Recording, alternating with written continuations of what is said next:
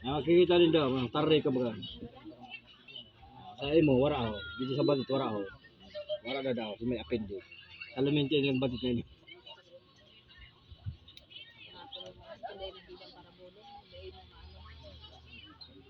Basta wala na kulam, maluwas na natural na sakit.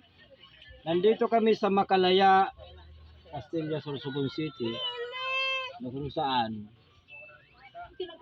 marami dito magpapagamot sa amin.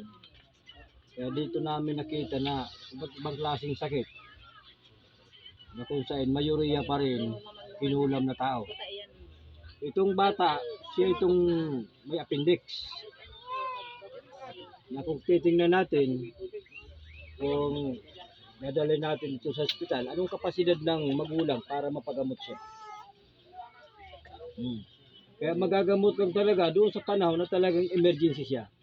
Na kung saan malapit na siyang kinakaposisyon ng paghinga, madali na siyang mamatay. Di tulad ngayon, na medyo malakas pang katawan nito, pag ginamot ko ito, isahan lang siya. Para lang siyang natulog.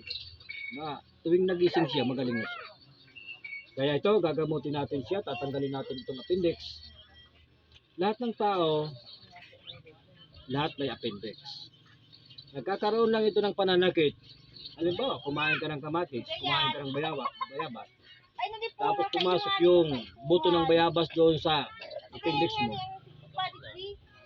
Kaya yan, nagkakaroon ng pamamalasyon ko. Kaya yan, kaya tatanggalin natin, pagiwag ha. Tapos, hindi ko parbilagan ha.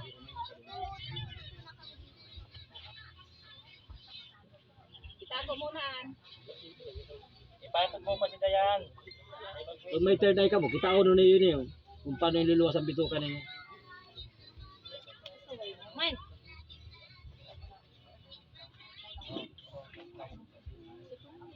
Nanay, wala na. Si ano humin, wala na siya. Ayan ka na. Sa likod. Wala. Wala na. Wala na. Appendix ito. Kaya na, pag irogon, kulugon. Maski sa doktor ka mo, ang kailangan sa doktor, gini-erog kaya. Ay ka na rin dyan.